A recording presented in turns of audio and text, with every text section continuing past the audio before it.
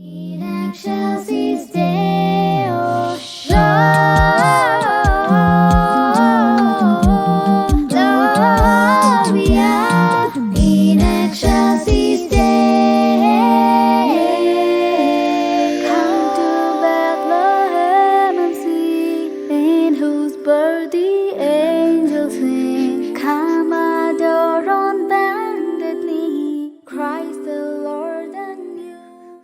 பிதாவாகிய கடவுளாலும் குமாரனாகிய இயேசு கிறிஸ்துவினாலும் ஆற்றல் வழங்குகிற தூய ஆவியராலும் உங்களுக்கு கிருபையும் சமாதானமும் உண்டாவதாக.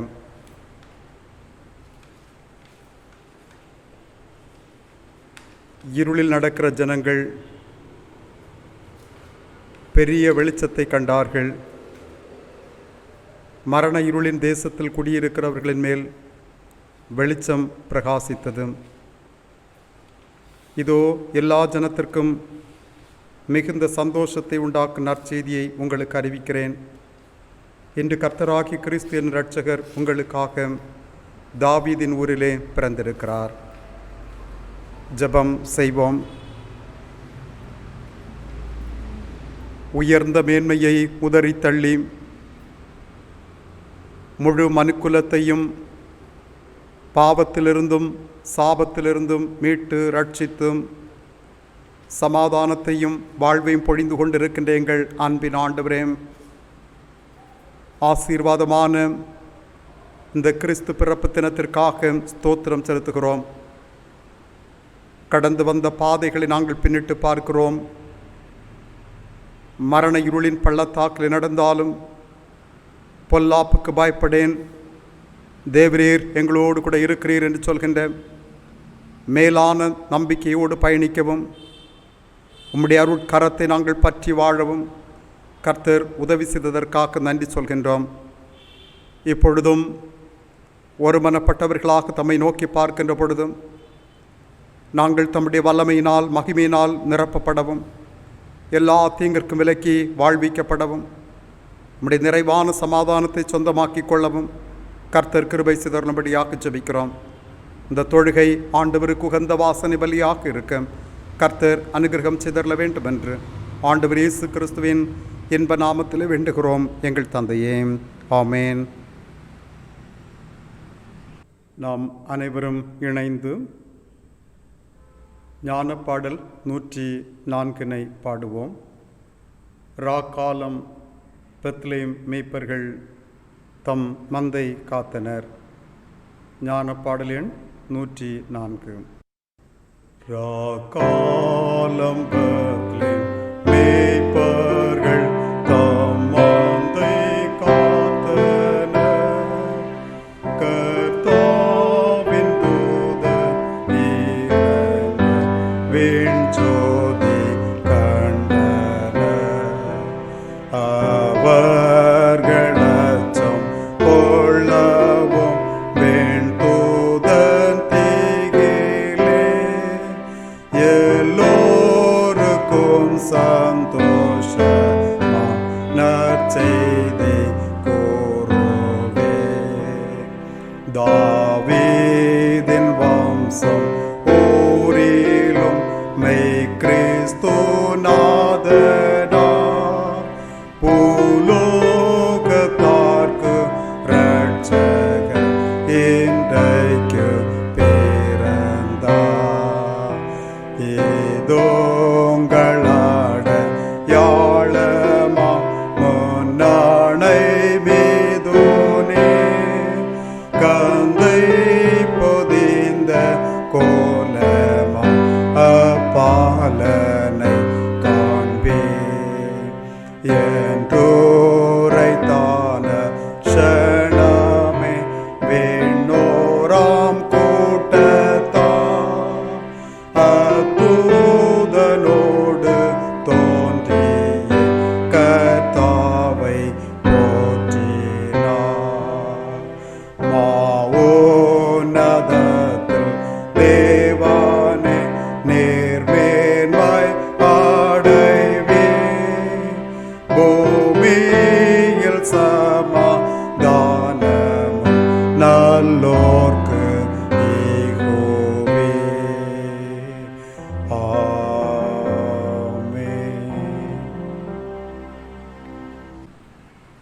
மனம் திரும்புங்கள், பரலோக ராஜ்யம் சமீபித்திருக்கிறது. தன் பாவங்களை மறைக்கிறவன் வாழ்வடைய மாட்டான். அவைகளை அறிக்கை செய்து விட்டு விடுகிறவனோ இரக்கம் பெறுவான். நம்முடைய பலவீனங்களை குறித்து பரிதபிக்கக்கூடாது. பிரதான ஆசாரியர் நமக்கு இராமல் எல்லா விதத்திலும் நம்மை போல் சோதிக்கப்பட்டும் பாவமில்லாதவராயிருக்கிற பிரதான ஆசாரியரே நமக்கு இருக்கிறார். நாம் முழங்காற்படியிட்டு நம்மை நாமே தற்பரிசோதனை செய்வோமாக. ஜெபம் செய்வோம்.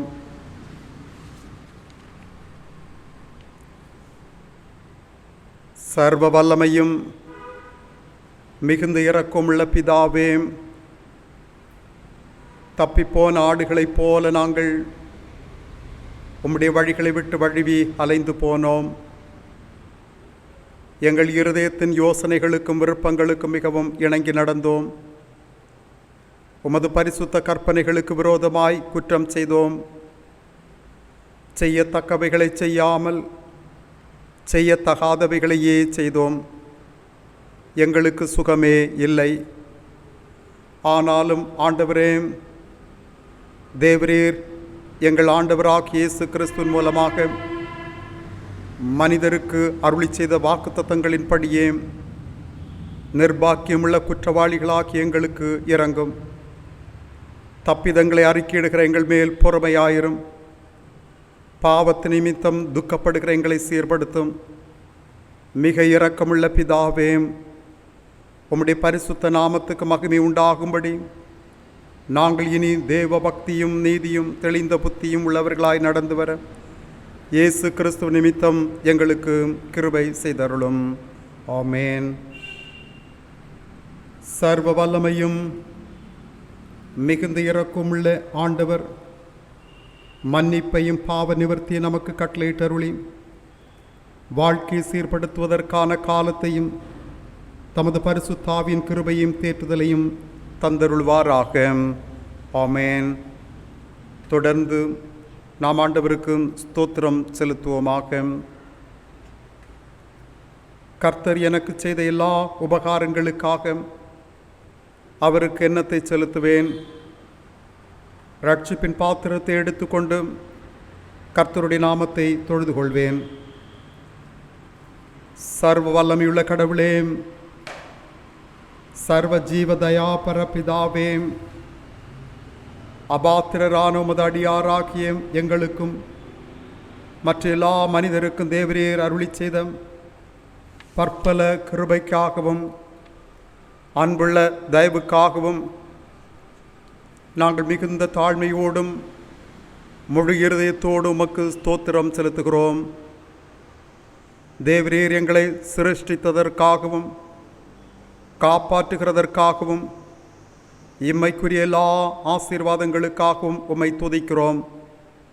விசேஷமாய் எங்கள் ஆண்டவராகிய இயேசு கிறிஸ்துவினாலே உலகத்தை மீட்டுக்கொண்ட விலைமதியாத உமது அன்புக்காகவும் கிருபையின் யத்தனங்களுக்காகவும் மகிமை அடைவோம் என்கிற நம்பிக்கைக்காகவும் உமக்கு ஸ்தோத்திரம் செலுத்துகிறோம்.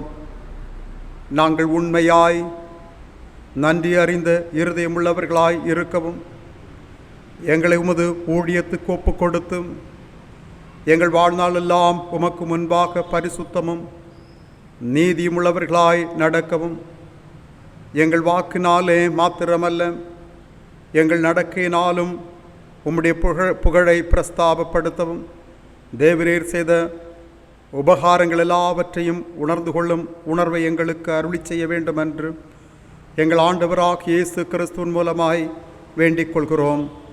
அவருக்கும் தேவரீருக்கும் பரிசுத்த ஆவிக்கும் எல்லா மேன்மையும் மகிமையும் சதா காலங்களிலும் உண்டாவதாக. ஆமேன். வாசிக்கும்படியாக கொடுக்கப்பட்ட வேத பகுதி ஏசாயா தீர்க்கதரிசியின் புஸ்தகம் 9வது அதிகாரம் 2வது வசனத்திலிருந்து 7வது வசனம் வரையிலும். ஏசாயா 9:2 முதல் 7 வரையிலும். இருளில் நடக்கிற ஜனங்கள் பெரிய வெளிச்சத்தை கண்டார்கள். மரள இருளின் தேசத்தில் குடியிருக்கிறவர் மேல் வெளிச்சம் பிரகாசித்தது.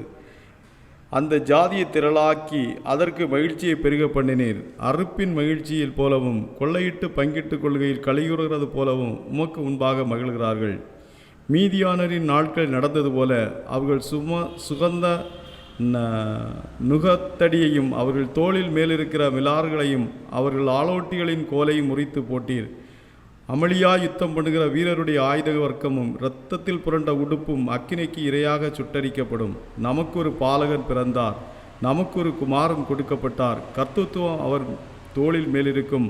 அவர் நாமம் அதிசயமானது, ஆலோசனை கர்த்தர், வல்லமையுள்ள தேவன், நித்திய பிதா, சமாதான பிரபு எனப்படும். தாவீதின் சிங்காசனத்தையும் அவனுடைய ராஜ்யத்தையும் அவர் திடப்படுத்தி அதை இது முதற்கொண்டு என்றென்றைக்கும் நியாயத்தினாலும் நீதியினாலும் நிலைப்படுத்தும்படிக்கு அவருடைய கர்த்தத்துவத்தின் பெருக்கத்திற்கும் அது சமாதானத்திற்கும் முடிவில்லை. சேனைகளின் கர்த்தருடைய வைராக்கியம் இதை செய்யும். வாசிக்கும்படியாய் கொடுக்கப்பட்ட வேத பகுதி வாசித்து முடிந்தாயிற்று.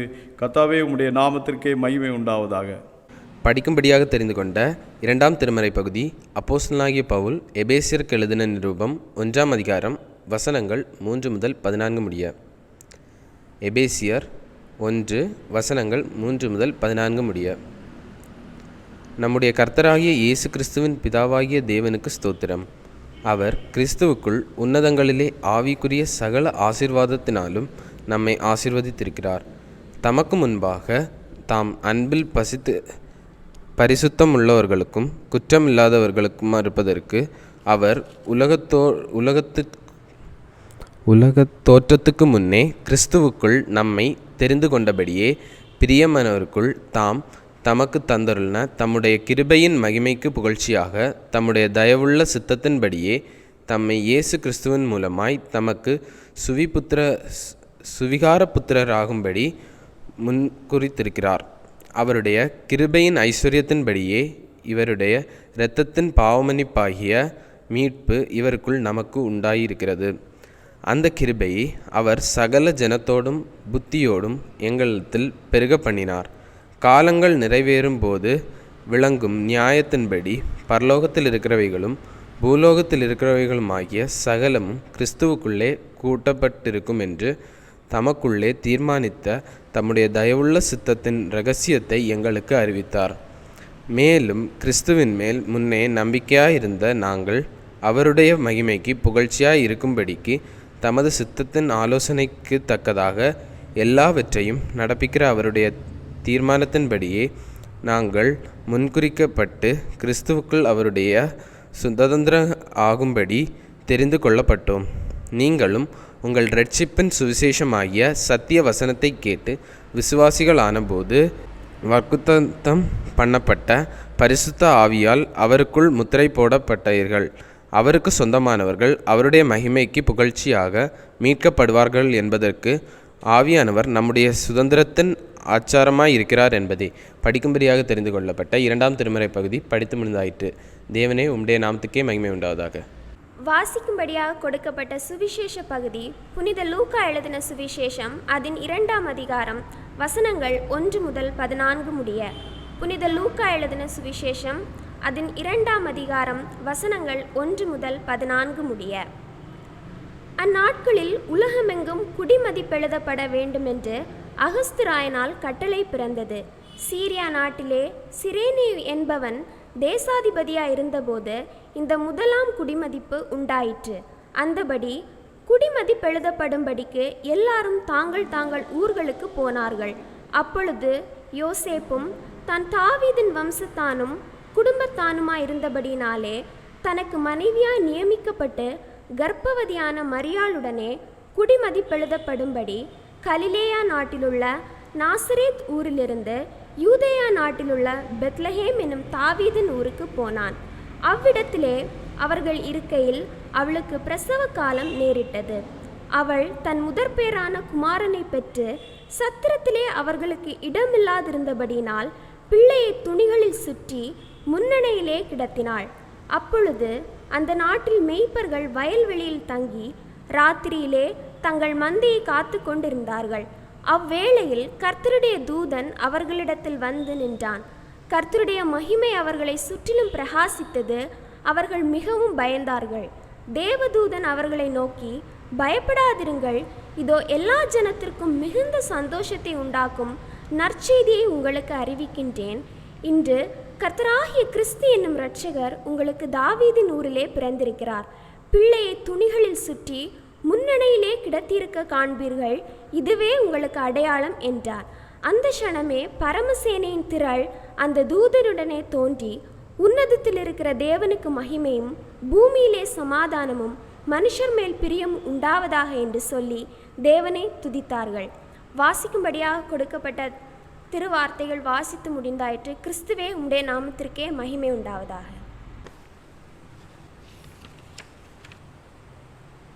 கிறிஸ்தேசுவில் அன்புமிக்கவர்களே, மகிழ்ச்சியும் சந்தோஷமான இந்த நாளிலே கிறிஸ்து பிறப்பு தின நல்வாழ்த்துக்களை பாலூர் CSI திருச்சபையின் வழியாக உங்களுக்கு தெரிவிப்பதிலே மட்டற்ற மகிழ்ச்சி அடைகிறோம். இந்த நாளிலும் அருட்செய்திக்காக தெரிந்து கொண்ட திருமறை பகுதி லூக்கா 2வது அதிகாரம் 14வது வசனம். உன்னதத்தில் இருக்கிற தேவனுக்கு மகிமையும் பூமியிலே சமாதானமும் மனுஷர் மேல் பிரியமும் உண்டாவதாக என்று சொல்லி தேவனை துதித்தார்கள்.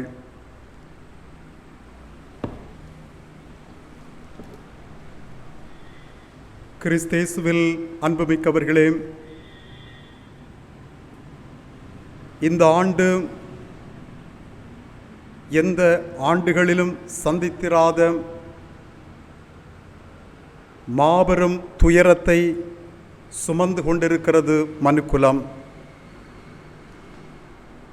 பேரழிவின் பிரபாகம் எங்கும் பெருக்கெடுத்து ஓடிக்கொண்டு இருக்கிறது. உலகின் ஏதோ ஒரு மூலையில் பற்ற வைத்த தீ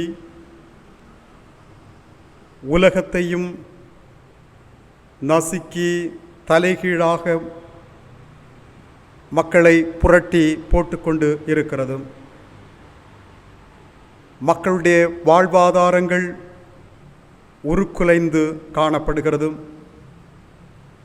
சிறுதொழில் செய்வோர் பட்டினியிலும் வறுமையிலும் வாடி வதங்கிக் கொண்டு இருக்கிறார்கள். ஏன் பலருடைய வாழ்வே சுருக்கு கயிறு பதம் பார்த்து விட்டது. கோவிட் ஆட்சி செலுத்துகிறது என்பதற்காக நாள்காட்டி நின்றுவிடுமா என்ன? கடிகாரம் அதன் சுழற்சியை நிறுத்தி வைக்குமா என்ன? அவைகள் அதனதன் வேகத்தில் நகர்ந்து கொண்டே இருக்கிறது. கிறிஸ்மஸ் வந்துவிட்டது. மாஸ்குகள் கழற்றாமல் மாசுக்கு செல்லும் சூழல் இருந்து கொண்டு இருக்கிறது. உலகின் அமைதி பெருமளவும் பாதிக்கப்பட்டு எங்கும் துயரத்தின் பேரொலி நிரம்பி வழிந்து கொண்டு இருக்கிறது. நட்சத்திரங்களை பார்க்கும் சூழலில் இன்று ஞானிகள் இல்லை. காரணம், அவர்களுக்கு பாஸ் அனுமதிக்கப்படுவதும் இல்லை. தாழ்ந்து பணிந்து பாடல் பாடும் நிலையில் இடையர்களும் இல்லை. கடவுளின் முன் கூட்டம் கூடாது என்று சட்டம் இடப்பட்டு இருக்கிறது. அவரை தொட்டு தழுவி அன்பை பகரலாம் என்றாலும் சமூக இடைவெளி கொண்டு வேறுபடுத்தி நிற்கிறது சமூகம். இயேசுவின் வருகை நமக்கு நட்சத்திரங்களையும் குடில்களையும் மட்டன் பிரியாணிகளையும் ஞாபகப்படுத்தும் அளவிற்கு அவருடைய அன்பினையும் தியாகத்தையும் வெளிப்படுத்தவில்லை என்பதுதான் உண்மை. ஆனால் ஆண்டவர் இயேசு கிறிஸ்து என் வீடு ஜெப வீடு, அதை கள்ளர் குகை ஆக்காதீர்கள் என்று திருவாய் மலர்ந்தருளினார். அவரது இல்லத்தை மட்டுமல்ல, அவரையே சந்தை பொருளாக வைத்து சம்பாதிக்கிற கூட்டம் பெருகி கொண்டு இருக்கிறது. இருந்தாலும் இந்த பேரிடர் காலம் சில புரிதல்களை நமக்கு தந்திருக்கிறது. என்னவென்றால், நாம் முக்கியமென்று கருதியவைகள் முக்கியம் அற்றவைகளாக பின்வரிசைக்கு சென்றுவிட்டது. புறக்கணிக்கப்பட்டவை பல முன்வரிசையில் வந்திருக்கிறது. கிறிஸ்மஸ் விழாவிலும் அந்த மாற்றம் வந்து சீர்படுத்த வேண்டும். இயேசுவின் வருகை சொன்ன அன்பு நம்மை நிரப்பப்பட வேண்டும். மீண்டும் ஒரு முறை 2000 ஆண்டுகளுக்கு பின்னோக்கி சென்று இயேசுவின் வருகையை புரிந்து கொள்ள வேண்டும். இந்த அமைதியின் காலம் நமக்கு கடைசி வாய்ப்பினை தந்திருக்கிறது. அந்த வாய்ப்பை நழுவ விடாமல் நம்மை சீர்தூக்கி பார்த்து அவருடைய அன்பையும் தியாகத்தையும் நாம் நமதாக்கி கொள்ள வேண்டும் என்பதை இந்த கிறிஸ்மஸ் நமக்கு அழைப்பு விடுகிறது. 3 உண்மைகளிலே உங்களோடு அருட்செய்தியை பகிர்ந்து கொள்ள ஆசைப்படுகிறேன். முதலாவதாக, கடவுளிடம் நாம் திரும்புவோம். நாம் கடவுளிடம் திரும்பும்படியாக இந்த கிறிஸ்மஸ் நம்மை அழைக்கிறது. கொரோனா காலம் நமக்கு தந்திருக்கும் 2 முக்கியமான விஷயங்கள் உண்டு. ஒன்று அச்சம், இன்னொன்று நேரம். அதாவது அச்சத்தின் விளைவாக கிடைத்த நேரமாகவும் இருக்கலாம், சட்டத்தின் விளைவாக கிடைத்த நேரமாகவும் இருக்கலாம். இந்த காலகட்டம் ஒரு உள்ளொளி பயணத்திற்கான வாய்ப்பை நல்கி கொண்டு இருக்கிறது. இந்த கிறிஸ்மஸ் காலத்தில் அதை சிறப்பாக பயன்படுத்துவதில் இருக்கிறது நமது வெற்றி.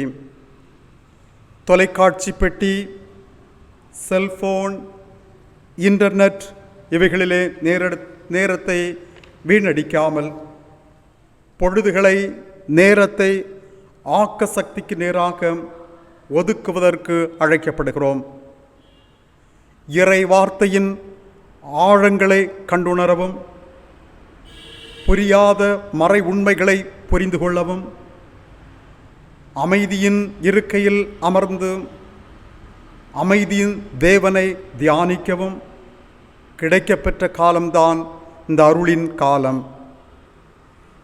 இந்த கிறிஸ்மஸ் வாழ்க்கையை பற்றிய அச்சத்திற்கல்ல, வார்த்தையை அறிவும் உச்சத்திற்கு நம்மை இட்டு செல்ல அழைக்கிறது. இறை வார்த்தைகள் உள்ளுக்குள் இருப்பது அச்சத்தை விரட்டும். அதை நாம் நினைவில் கொள்வோம். கோவிட் உடலை அழிக்கும், பாவமோ நிலை வாழ்வையே அழிக்கும். ஆகவே நாம் கடவுளிடம் திரும்புவோம் என்று சொல்லி இந்த கிறிஸ்மஸ் பண்டிகை நம்மை அழைக்கிறது. 2வதாக, இந்த கிறிஸ்மஸ் நமக்கு உணர்த்தும் உண்மை, ஜெபத்திற்கு திரும்புவோம். நமது வாழ்க்கையில் குறைந்து கொண்டே வருகிற விஷயங்களை பட்டியலிட்டால் நிச்சயம் அதில் ஜெபம் இடம் பிடிக்கும். இல்லை என்று சொல்பவர்கள் பாக்கியவான்கள், அவர்கள் நல்ல பங்கை தெரிந்து கொண்டவர்கள். நம்மால் எல்லாம் முடியும் என நினைக்கும் போது ஜெபம் தேவையற்றதாக மாறிவிடுகிறது. நம்மால் அல்ல, எல்லாம் இறைவனால் நடக்கிறது என்று சொல்லி நம்பும் போது ஜெபம் முதன்மை பெற்றதாக மாறிவிடுகிறது. கோவிட்டின் கொடூர பற்களில் சிக்கி மரணத்தோடு போராடுகையில் இறைவன் நமக்கு சொன்னதும் அதுதான், ஜெபமே ஜெயம். இந்த காலகட்டம் ஜெபத்தின் தேவை நிரம்பிய காலகட்டம். ஜெபத்தின் தேவையோடு நம்மை சுற்றி ஏராளமான மக்கள் இருக்கிறார்கள். தினமும் ஏதோ புதிய புதிய நோய் என்று சொல்லி துர்ச்செய்தி நம் கதவை தட்டிக்கொண்டே இருக்கிறது. கவலை நம் உள்ளத்தை நிரப்பிக்கொண்டே இருக்கிறது. இந்த காலம் ஜெபத்தின் காலம், இயேசுவின் நுகத்தை ஏற்கும் காலம். நமது சுமைகள் கவலைகள் எல்லாவற்றையும் ஆண்டவரிடம் ஒப்படைக்கும் காலம்.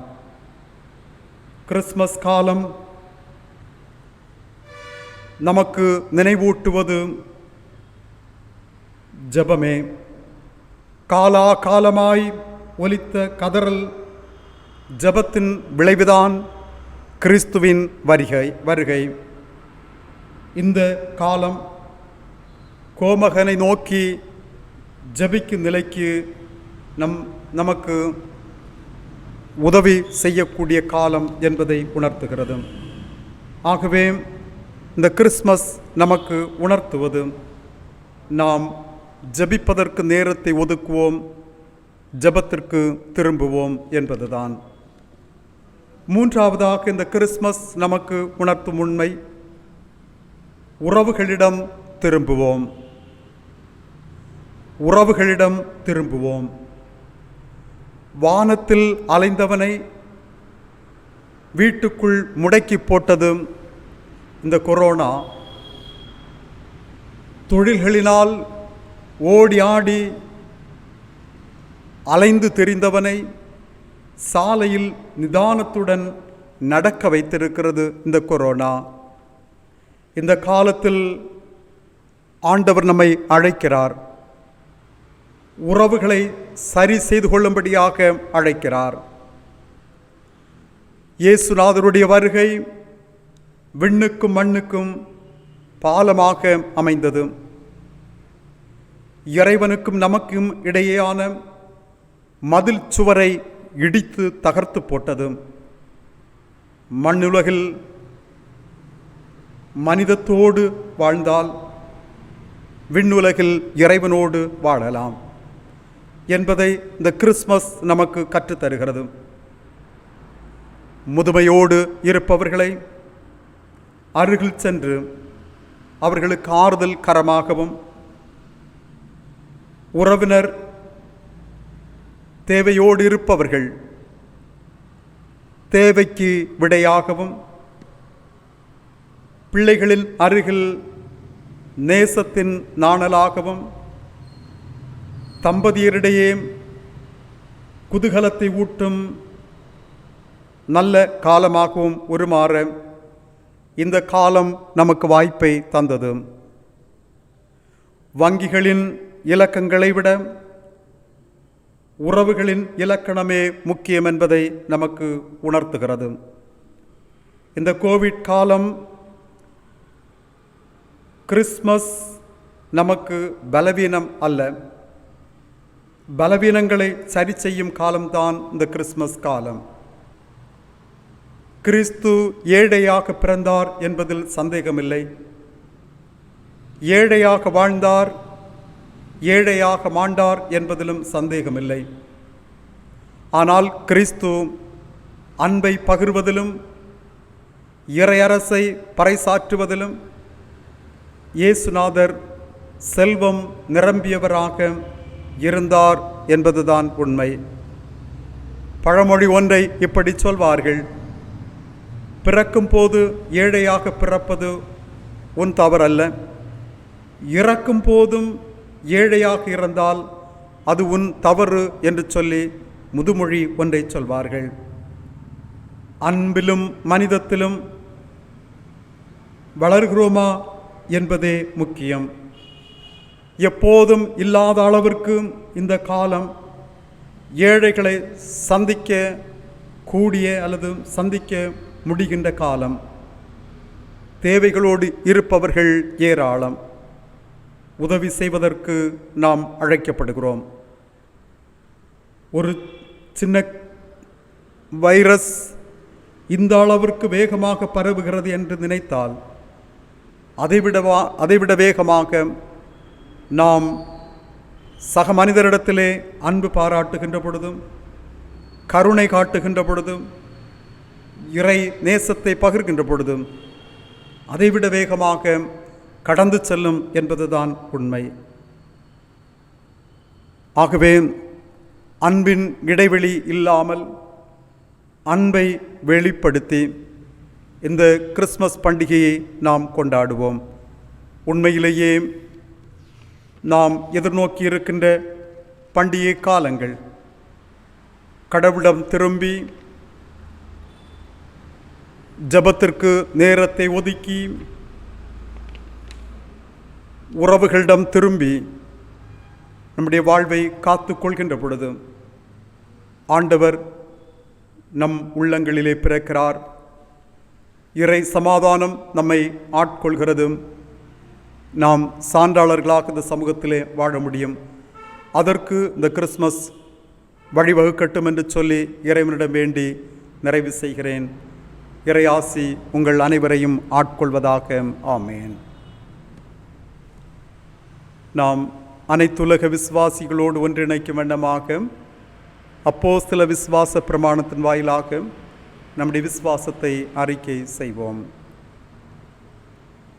வானத்தையும் பூமியையும் படைத்த சர்வ வல்லமையுள்ள பிதாவாகிய கடவுளை விசுவாசிக்கிறேன்.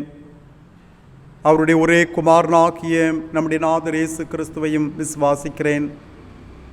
அவர் பரிசுத்த ஆவியினாலே கன்னிமரியாள் துப்பவித்து பிறந்தார். பொந்தி பிலாத்துவின் காலத்தில் பாடுபட்டு சிலுவையில் அறையுண்டு மரித்து அடக்கம் பண்ணப்பட்டு பாதாளத்தில் இறங்கினார். 3ஆம் நாள் மரித்தோர்ந்து உயிர் தெழுந்தார். பரமண்டலத்துக்கு எழுந்தருளி சர்வ வல்லமையுள்ள பிதாவாகிய கடவுளின் வலது பாரிசத்தில் வீற்றிருக்கிறார். அவரிடத்திலிருந்து உயிருள்ளோரையும் மரித்தோரையும் நியாயம் தீர்க்க வருவார். பரிசுத்த ஆவியை விசுவாசிக்கிறேன். பொதுவாயிருக்கிற பரிசுத்தபையும் பரிசுத்தவான்களுடைய ஐக்கியமும் பாவ மன்னிப்பும் மரித்தோர் உயிர் தெழுதலும் நித்திய ஜீவனும் உடன் விசுவாசிக்கிறேன். ஆமேன்.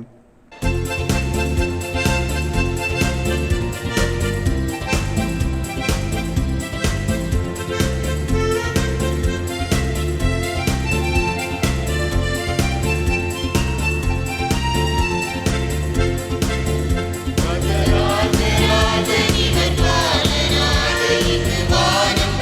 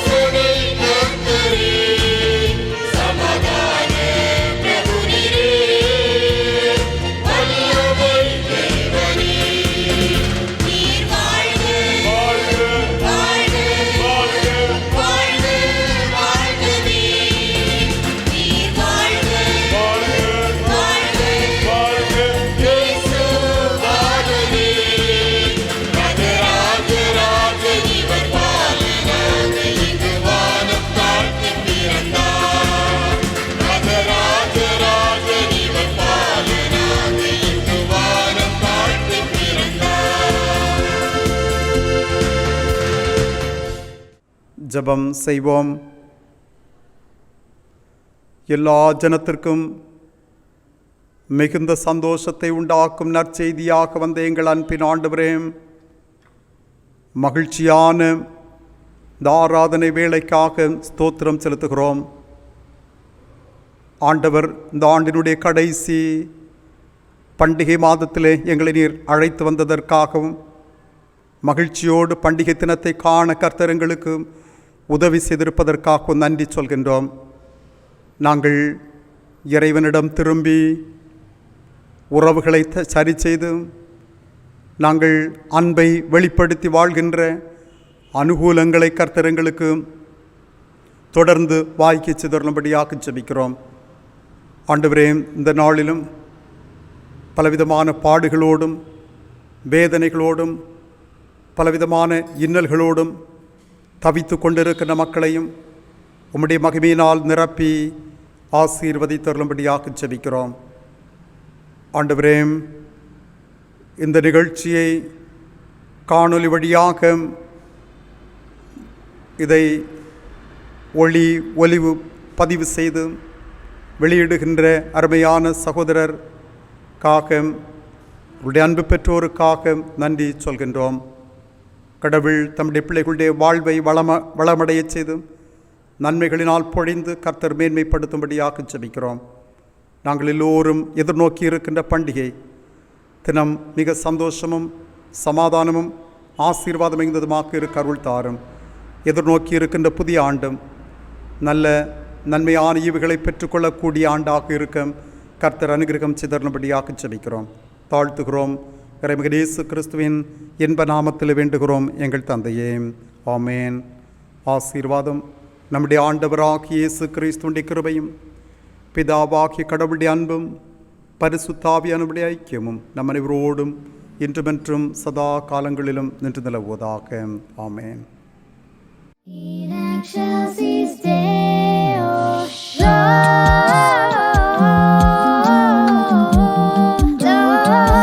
Gloria in excelsis Deo. Come to Bethlehem and see, in whose birth the angels sing. Come adore on bended knee, Christ the Lord and you.